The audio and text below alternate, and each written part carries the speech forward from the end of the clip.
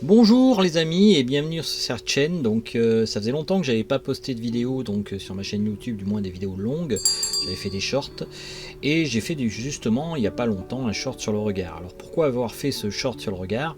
Eh bien tout simplement parce qu'en fin de compte je m'aperçois que le regard a une importance fondamentale en art. Et ça j'ai déjà dû faire des vidéos là-dessus, mais je voudrais revenir là-dessus parce que justement je veux insister aussi sur le fait que des fois il faut accepter l'idée de ne plus peindre du tout.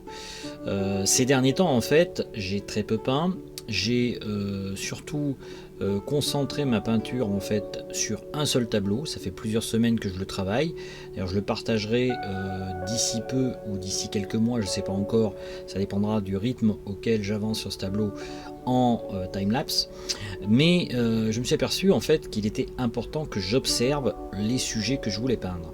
Et en l'occurrence, même si je m'en étais déjà aperçu, là je dirais que ça prend un sens vraiment disons concret. Il se trouve que le tableau en question est une proche à moi, quelqu'un de très proche pour ne pas dire c'est mon enfant, et j'ai envie de le peindre le mieux possible. Alors j'ai déjà fait des tableaux de mon enfant, mais là je ne sais pas pourquoi, j'ai vraiment envie de prendre le temps de pouvoir le peindre correctement. Et de ce fait, en fait, eh bien, je laisse de longs laps de temps entre chaque séance de peinture. Alors déjà, ça laisse d'une part à la peinture le temps de sécher, et puis d'autre part, ça me permet de regarder le tableau plusieurs jours après avec un regard neuf. L'idée aussi, c'est à chaque fois d'avoir un nouveau regard, et c'est pour ça que je laisse des laps de temps assez importants entre chaque moment où je peins cette peinture, pour pouvoir voir en gros les choses que je n'aurais pas vues. Et en même temps, eh bien, comme il se trouve que j'ai le sujet à côté de moi, eh bien, je passe mon temps à l'observer, de par mon métier déjà, parce que effectivement, comme vous le savez, je me suis reconverti dans un métier de la petite enfance, et d'autre part, ça me permet, disons, de voir un peu toutes les nuances qu'il peut y avoir au niveau d'un visage, au niveau d'un corps, et comment celui-ci évolue avec le temps. J'avais envie en fait de partager ça avec vous.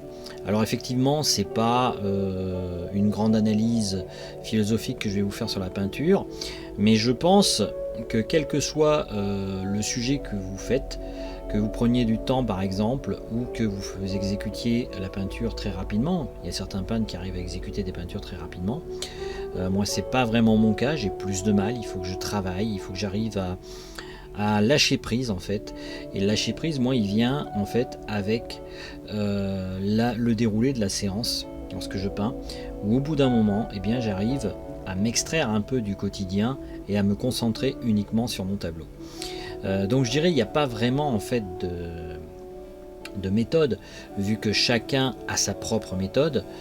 Moi ce que je peux vous parler par contre c'est de ma propre méthode, et ma propre méthode elle consiste en fait d'une part à une observation, donc à prendre le temps entre chaque séance de regarder quelque part la nature, par exemple si je vais peindre un arbre, voir comment les ombres impactent sur le sol, voir aussi comment le ciel et les nuances qu'il peut y avoir au niveau du ciel si vous faites un paysage.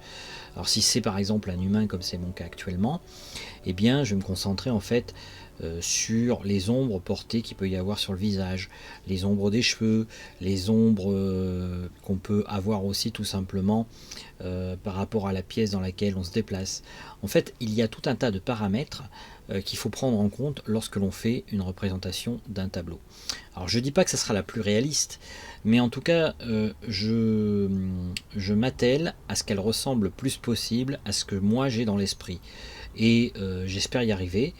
Et je partagerai en tout cas cette peinture avec vous dans les prochaines semaines sous forme de timelapse, et ça sera peut-être l'occasion de me dire ce que vous en pensez, si effectivement ce travail de regard paye, ou alors si je dois agir différemment. Moi je pense en tout cas qu'il est important de prendre son temps de peindre, et puis je dois avouer aussi que YouTube, avec cette espèce de rythme soutenu où je faisais les vidéos ces derniers temps, c'est-à-dire plutôt en début d'année encore, eh bien ça ne me convenait pas vraiment parce qu'en fin de compte, j'avais l'impression d'être toujours dans l'idée de devoir produire pour produire. Moi je veux pas être dans cette idée-là, je veux être un peu celui qui prend le temps de la lenteur, celui qui prend le temps tout simplement de vivre, et lorsque je crée une peinture, je veux qu'elle soit imprégnée de ma vie et non pas imprégnée d'une forme de productivisme dans lequel on nous enferme tous aujourd'hui, où on nous dit en gros si tu veux être quelqu'un, il faut produire. Donc moi pour moi, en fait la peinture c'est aussi une manière de casser ce moule dans lequel j'étais depuis ces dernières années, où en fait on nous impose dans la société dans laquelle on vit un certain rythme de vie qui ne correspond pas fondamentalement à notre état d'esprit, et je crois que malheureusement il est très difficile de s'en sortir.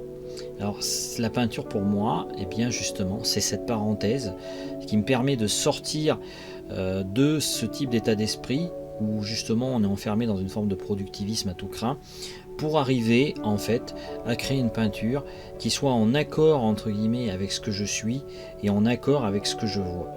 Voilà, j'espère ne pas avoir fait une vidéo trop redondante en essayant de partager avec vous mes principes sur le regard, et puis aussi quelque part en parlant de YouTube. Mais je voulais vraiment faire cette vidéo pour justement vous expliquer pourquoi je suis moins présent sur internet ces derniers temps, et pourquoi pour moi il est fondamental de me concentrer sur ma vie, sur mon art.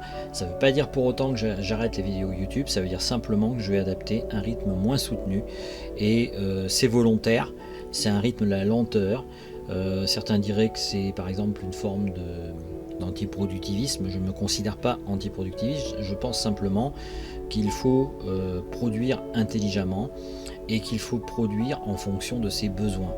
Et c'est peut-être là justement où le monde dans lequel on vit est très souvent en décalage par rapport à ce que l'on est.